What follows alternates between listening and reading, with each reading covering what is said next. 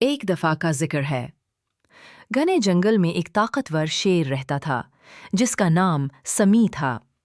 سمی جنگل کا بادشاہ تھا، لیکن وہ بہت مہربان بھی تھا۔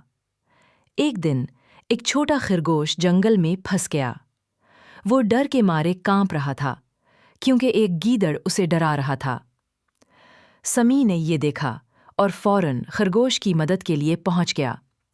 اس نے گیدڑ کو ڈانٹا اور کہا، کمزور کو ڈرانا بزدلی ہے۔ خرگوش نے سمی کا شکریہ ادا کیا اور اس سے دوستی ہو گئی۔ سمی نے خرگوش کو جنگل کے راز سکھائے اور اسے ہمت دی۔ جلد ہی خرگوش بھی بہادر بن گیا اور جنگل کے دوسرے جانوروں کی مدد کرنے لگا۔ سمی نے سب کو سکھایا کہ طاقت کا اصل مطلب دوسروں کی حفاظت کرنا ہے۔